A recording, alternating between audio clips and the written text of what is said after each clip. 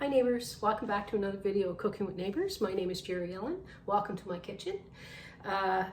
Today's video is two recipes. The first recipe is called Holiday Chicken. I've been making this recipe for a lot of years. I don't even know how many years, but the sauce that's made with this, you can imagine it on so many things, so you definitely want to try that. Stick around, see how it's done. It's very quick and easy. The second recipe is vegetable casserole. And it's unique. I thought maybe you guys didn't have it before. And this is another one that's been around for a long time, that it comes together very fast and it can go with lots of things too. That's why I want to share these recipes with you today. If you like this video, don't forget to give it a thumbs up. Share it out on your social media or with your friends and family if it's something that they may like. And don't forget to subscribe if you're not already subscribed, and come on back. Like I said, my door is always open. Come on in. So let's get into the video. Okay, for this recipe, my friends, you're going to need 3 to 4 pounds or 1.3 to 2 kilograms worth of chicken parts. I separated my thighs and drums and took the skin off. And in a bowl, I am adding a can of cranberry sauce. You can use gelled cranberry sauce or the ones with whole cranberries in it. That's up to you. And I do recommend taking the skin off of your chicken for this recipe. So let's have a look in this bowl here and what I'm going to add to this. I'm going to add 1/4 cup of granulated sugar. And I'm also going to add 1/4 cup of vinegar. I'm using white vinegar. Now you can use up to 1/3 cup of sugar in your cranberry mixture here if you like. And then to this, I'm also going to add 2 tablespoons of cooking oil of choice. And add yourself 3 tablespoons of a chili sauce. I'll show you what I'm using, and I'll show you another option that I sometimes use in this recipe.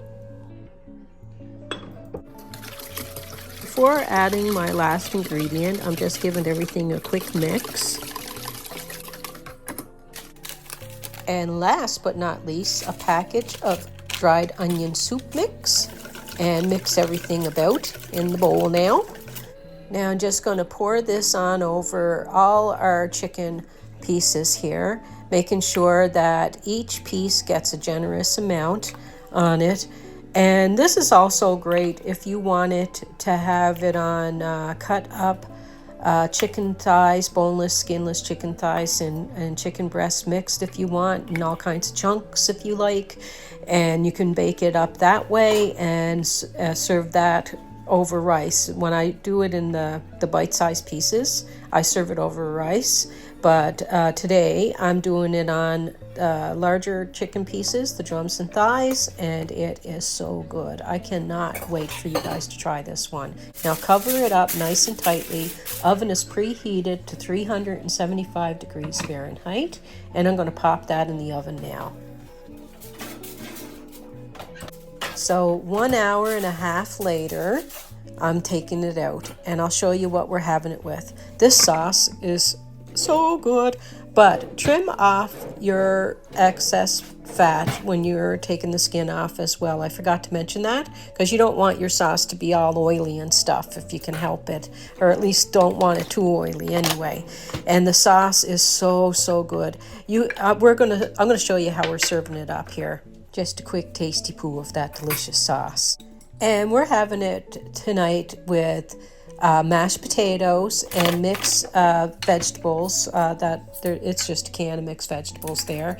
And now you can just imagine how good this tastes. I'm just putting a few pieces of chicken on a plate here, spoon some sauce over that chicken, and the sauce is really good on the potatoes too. I hope you give this one a try. It's absolutely delicious. Okay friends, now onto my recipe here.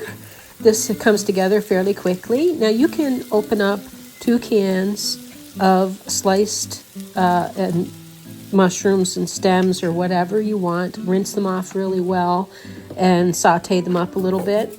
But I have a container of mushrooms that I sliced up. I washed and sliced. and I'm just going to saute them. I have to use them anyway. So 397 grams, so less than a pound of mushrooms. So salt and pepper to taste. I'm adding a few teaspoons of minced garlic to this. Also that to taste, or leave it out if you don't like it. So I have 2 bags of frozen vegetables. One is an Asian mix. It's 500 grams, so more than a pound.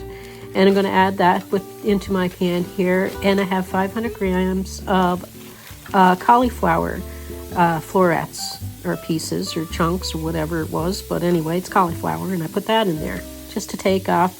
Want them to thaw a bit. So I'm just going to put the lid on that and push it aside a bit to the side. And I'm going to, in a bowl here, I'm going to add a can of cream of mushroom soup. And I'm going to half fill that can with some milk and add that to it and give it a bit of a mix about. And to this, I'm also going to add some seasonings. I'm going to add some Larray seasoning because I love it, and I put that in almost everything.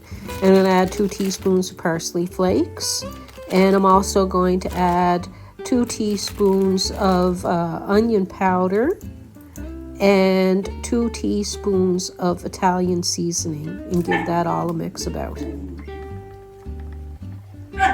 Okay, now that's all mixed together. Now I'm going to transfer my vegetable mix to a casserole dish, a 9 by 13 by 2 inch dish. There's a few more steps of deliciousness to go. I'm going to add the soup mixture over the top of this and mix it through. We absolutely love this. This is a great side dish of vegetables that go great, like I say, with pork chops or chicken or what have you.